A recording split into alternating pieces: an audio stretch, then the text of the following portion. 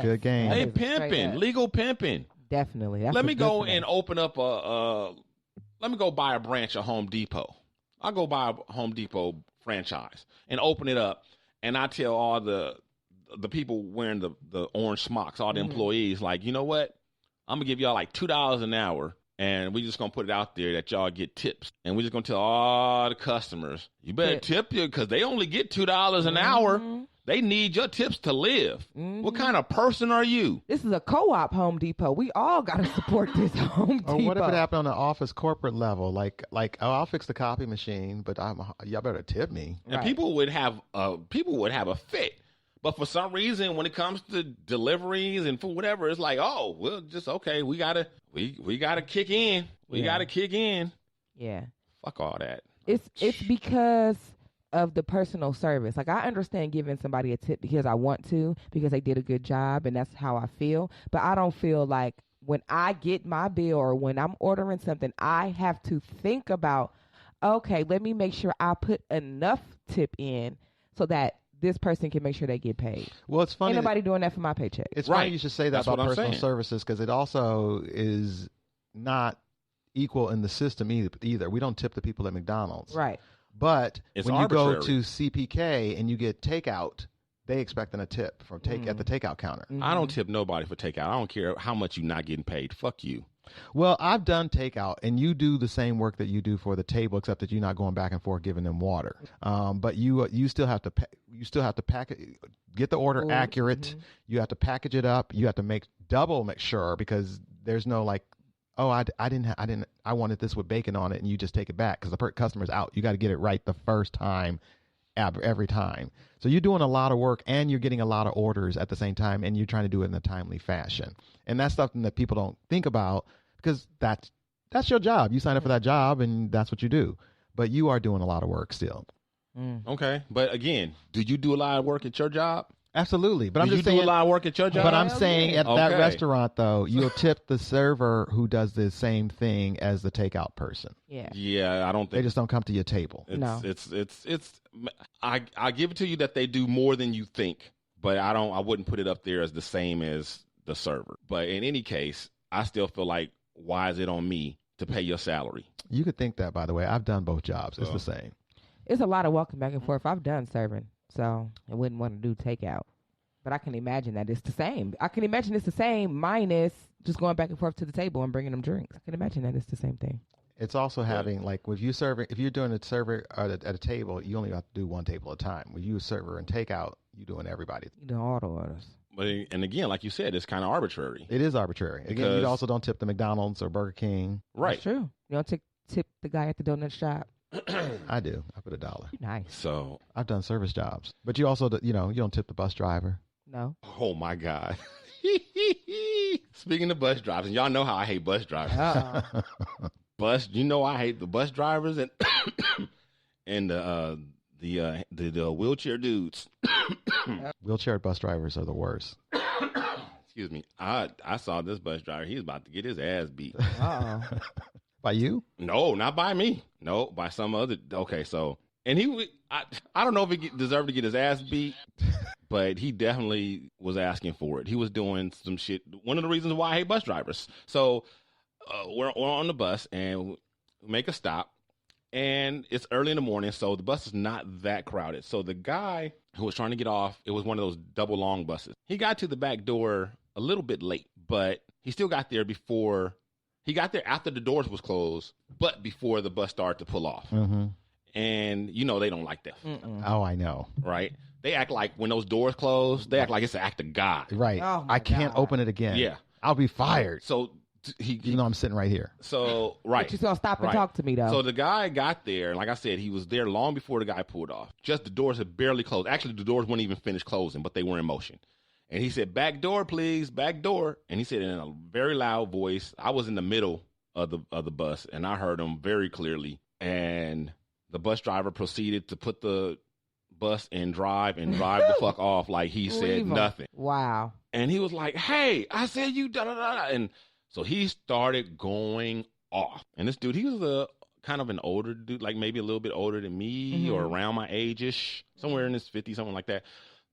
But he was very fit, You know, he was like a thin but strong looking dude, black dude, and he had like a bucket in his hand, and I don't know what was in it. I don't know. I wasn't quite sure what he did. I don't know if he like his hustle is like doing the windows with a squeegee or something. I'm not sure what. Okay.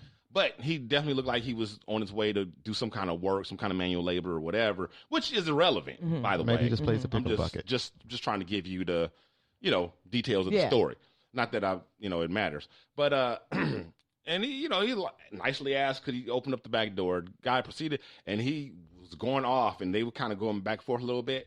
And he took his ass all the way to the front. The bus driver got in his face and started cussing out. He's like, you an asshole, because he's like, you knew I was back there. You saw me because I looked up in the mirror and I saw your eyes. I saw your face look at me. I saw you see me. The worst. And you still pulled off. And he refused to. You know how sometimes when it's their fault, they pass a stop or something like that. Yeah. They'll let you off early. Next one? Yeah. No, not the next, like early. Yeah. Yeah. No, he didn't. He didn't do that. He took him all the way to the next stop. He didn't let him off at his stop? Not even at the next block. Not even at the next block. He took him all the way to the next stop. Wow. And this was one of those where it wasn't, because sometimes there's a stop every block. Yeah. No, it was like 2 or 3 blocks in between. Mm. Wow. Yeah. I was getting on and the I bus. thought he was going to hit that dude. And I was like, I was kind of rooting for, I was like, kick his ass. But then I'm kind of glad he didn't, because I didn't want the dude to go to jail. Yeah. My girlfriend Debbie from Chicago, her son Cameron was in town this week, and he stayed at my house on my couch. And so I was trying to rush to get home from work every week for when he got home from this music intensive he was taking class, so I could make sure to be there for him. And so I almost missed my connecting bus, and it was just right there, and I ran through cars and traffic across the street to get to this bus. The bus driver saw me do all that. It was at the stop. He just closed the door. When I stepped on the curb, would not open the door to let me on the bus. And I'm looking, I'm like, and I'm holding my hands together like, please, begging. No. And he's like, and he points behind like it's another one coming. Right. So then he pulls off into traffic, but it's rush hour. It's a lot of traffic. Bitch literally is 20 feet from where we were. Right. So I walked up to the door and just stood outside the door and just stood there, and he tried to ignore me. And I was like, I know you hear me. Right. You could have let me on this bus. You could let me on the bus now. Right. And he didn't let me on the bus. And then the bus that was behind, there was a bus behind 20 minutes later. Yeah. See. Wow. Yeah. One time I was in a situation just like that. You know what I did? What? I went and stood in front of the bus. Ooh. I was let like, you on? Yeah. Because I'm like, you're going to have to call the police.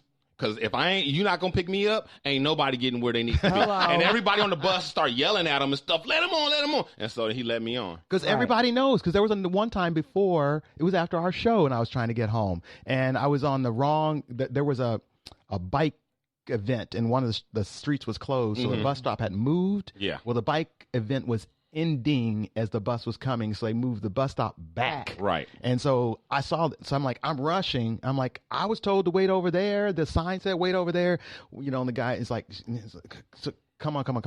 So I get on the bus, and I'm not joking. Everybody on the bus said, that was nice of you, driver. Thank you for letting him on, driver. Because they know. Yes. I secretly believe a lot of the bus drivers, when you run, they're more likely to not let you on. I think they get something out of that. They do. They Sadistic. do. Yeah. Oh, they do. Yeah. They get something out of that. Definitely. It's like pleasure to close the doors on you and pull away and to see you angered. That's the only power they got. A lot of them, they see us all the same. So they get pissed off at the people who treat them like shit, or do them whatever. And so they get a chance to get back at one of us. It's the same as getting back at that same person. That did that to them, even though it's a totally different person that had nothing to do with that. Yep. I actually did have a heart once with a bus driver. I kept my cool and just said, look, I know your job is stressful, but I just want you to know everybody gets on this bus. We're going someplace important, and you don't know where I'm going, and you don't know how you might be helping me or messing me up by your actions. Oh, yeah. Yeah. They don't care. That's why fuck them. Hate bus drivers. No tips for you. No tips for the bus drivers. Even though I used to fuck with a bus driver, so he got the tip. Of course you did. Just the tip. He got a tip. He got to have more. That's all you got was the tip. He was Samoan. Uh-oh. Yeah. Uh-oh. Was his name Sam? No. I'm not going to say his name. But... You wear a grass skirt? No, but he did give me some puka shells, yeah. So the scientific community had a huge breakthrough, prosthetics breakthrough. Oh. Robotic arm lets user feel touch again. That's crazy. Isn't it crazy? But like crazy in a magnificent, wonderful, look at science is awesome kind of way. I guess. You know, because it's like, oh, you know, you guys get all creeped out with the robots. And it's some of the same technology. Some of the same technology is taking human beings who have lost their limbs, whether it's been in an accident or in service to the country or whatever, now are able to somewhat regain the sensation of touch. That's amazing. It is amazing. I think this is amazing. Especially for me. She said it's all right. Whatever. I think it's especially important for wounded veterans.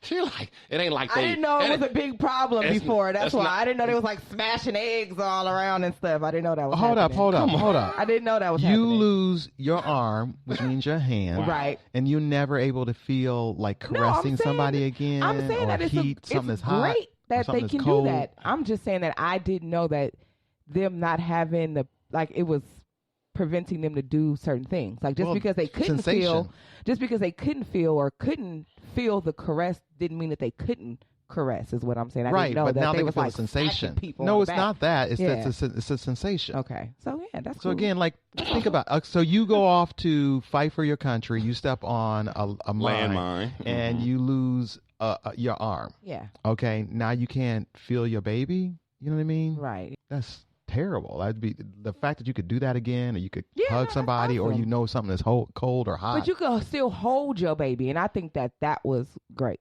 But now you can touch your baby, so that's great too. You could always do those things, but now you can feel. Yeah.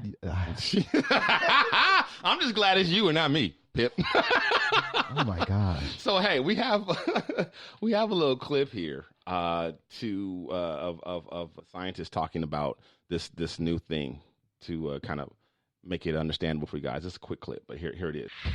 By the Happiness Hand has done by and use this sense to understand the level of force the patient was performing while grasping. And we use this force information to deliver very precise stimulation to the different senses in order to restore this real-time sensory feeling into the nerve. Now the team must continue their tests to discover how people may be able to use those prosthetics long-term and outside the science lab.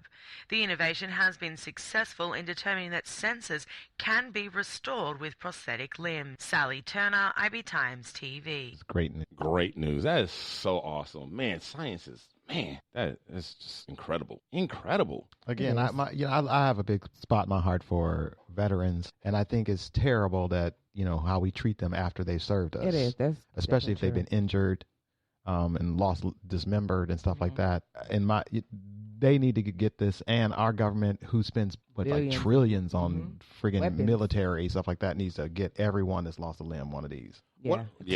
Backup. That should be automatic. You know what I wonder? I wonder this all the time whenever I see people, whenever I see amputees, because I feel like prosthetics are, I guess, unless they're so good now that you don't notice. So I guess I don't really know the percentage, but I do know I see a lot of people without prosthetics. Mm-hmm. That I do know. That I can tell, because like like I was just saying, they could have a prosthetic, I just may not know it because it's so good now. Or it could be robotic and have, synthetic skin or whatever. But the people who don't, I wonder how that works. Like, how is determined? Is it on them? Is it that they don't want to do it, or is there have to do with insurance, the type of insurance that they have? Is it finance? I just wonder what goes into that, because I'm sure it's a lot of all that. Yeah. And also the expensive, if you lose it, that's it. Right. And that happens all the time. Really? People lose their prosthetics. Yes. Mm. Wow. We've had stories, haven't we, about people had prosthetics in the cars and stuff. Well, yeah, that's when they were like jumping bridges and shit. But so I kind of don't feel bad for that dude. I know what you. Oh my God. And some people might just hey, that's God's will. It's gone. No. And so they just work with it. Yeah, I just wonder, because if I had something amputated, I would want a prosthetic. I would too. The better, the more realistic, the better, the more robotic. The more, I'd be Cyborg or Terminator or RoboCop, whatever. I don't care. I would be down with that. Yeah, it's hard for me to imagine living without my arms or legs or hands. Or Right. or any part of my body. Yeah, I could probably operate without a foot. What? Just get a prosthetic foot. I could maybe even live without a prosthetic.